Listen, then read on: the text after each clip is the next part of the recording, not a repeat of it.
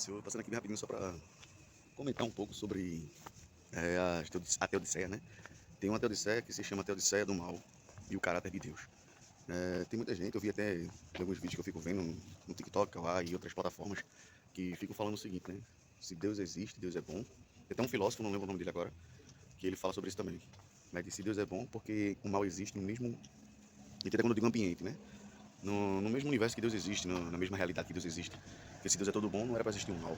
Mas esquecem de entender que, se você ler a Bíblia, você pegar a Bíblia como fonte, você vai entender o seguinte: existe Deus, existe também o mal, que é um ato de permissão de Deus, porque Deus não criou robô, o que é algo programado. Tipo, esses carros são programados, eles só têm a finalidade, mas eles só são utilizados se alguém manusear eles. Deus não criou ninguém assim, onde a gente só faz aquilo que Deus determinou. Vai fazer isso.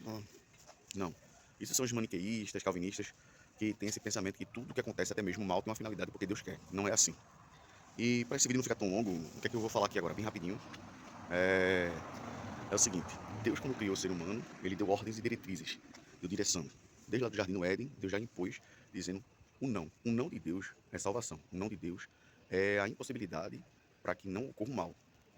Mas um homem tem livre-arbítrio, o ser humano tem livre-arbítrio. Teve no Jardim do Éden, embora o homem esteja corrompido agora também, ainda tem um livre-arbítrio. Por quê? Se Deus deixou os mandamentos e toda a lei jurídica de mais de 90% do mundo é baseado, se você fazer um estudo simples e sincero, você vai ver que é baseado dentro dos 10 mandamentos, ou da lei cívica, moral, enfim. A cultural já vai mais de cultura mesmo, por isso eu não quero nem colocar essa em pauta. Porém, o que eu quero trazer para vocês é isso.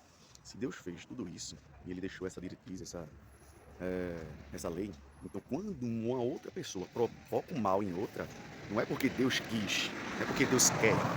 Não é simplesmente também, a vontade permissiva de Deus. Não, Deus permite, simplesmente só permite.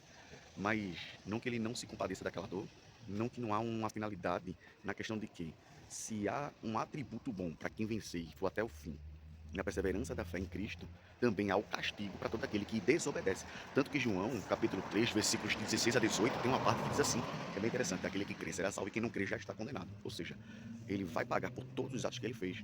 Porque imagina, você não crê em Deus só porque algo ruim aconteceu com você, e aí você acaba dizendo o seguinte: ah, Deus não existe porque algum mal aconteceu comigo. Onde é que estava Deus que não impediu que isso acontecer? Deus está em todos os lugares. Deus está agindo e sempre agiu. Deus deixa decretos, deixa mandamentos, deixa leis para que o ser humano não venha prejudicar outrem, mas o ser humano, por livre-arbítrio, ele consegue e faz. Então, Deus está aí. Mas o que acontece? Se uma pessoa descrê de tudo isso só porque sofreu um dano muito forte, grave, lembre-se também, Jesus sofreu uma injustiça. E o que acontece?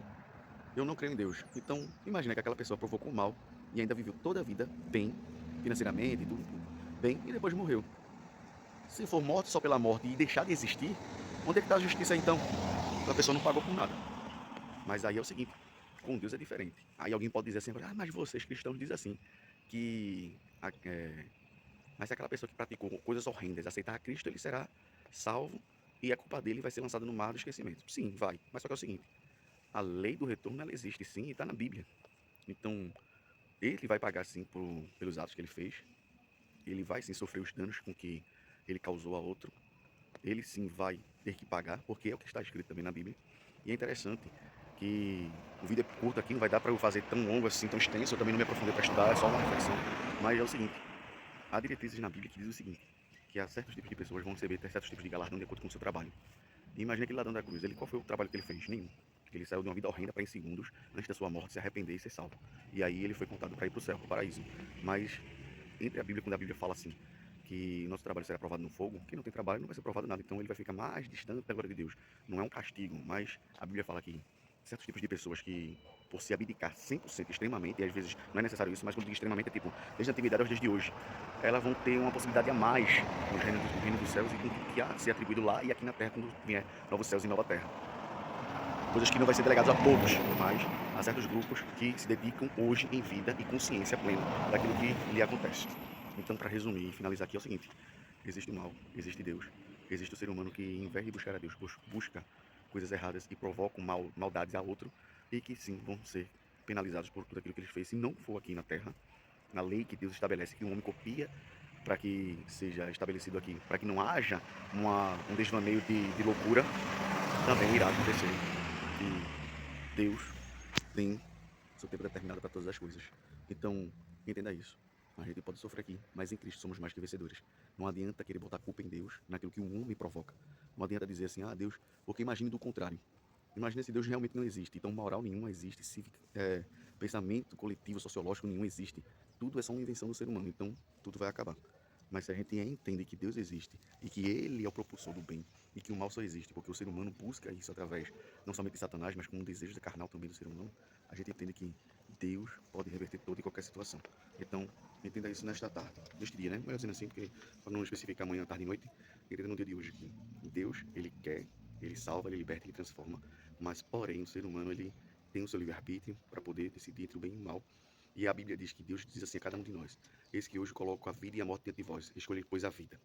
Amém? Esse é um conselho que Deus dá.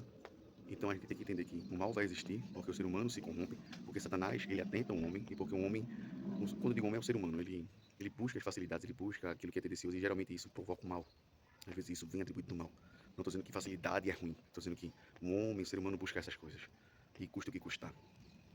Mas a gente pode fazer o seguinte, pode se apegar a Deus. Então entenda, dentro do que a gente está percebendo aqui, nos dias de hoje, com todo esse desvaneio intelectual, sociológico, a gente tem que entender que, por mais que Deus permita, não é a vontade dele, mas que no fim a sua vontade será imperada, ou melhor dizendo, será incorporada, porque ela foi em Cristo e novamente ela será revelada a nós quando acontecer o grande final de tudo. Então, antes que chegue o final, a gente tem que correr para os pés de Cristo, a gente tem que entender que o mal existe, mas que Deus é poderoso. Amém? Deus abençoe a todos. E no próximo vídeo eu vou fazer falando sobre as teodiceias de Deus, o caráter de Deus e o mal. Vou falar sobre. Vou explicar bem melhor tudo isso que eu acabei de trazer aqui como pontuações, para que a gente entenda e que fique esclarecido que Deus é fiel, Ele é justo e Ele ama a justiça porque Ele é justo. Amém? Então não há injustiça da parte de Deus com nada que acontece. Pelo contrário, Jesus, sendo Deus em forma de Deus, não se usou por ser igual a Deus, mas se humilhou em forma de servo, até a morte e morte de cruz. Ou seja, Ele sofreu justiça. Ele se compadece de nós, de nossas dores. E a gente pode confiar nele. Amém? Deus abençoe a todos em nome de Jesus.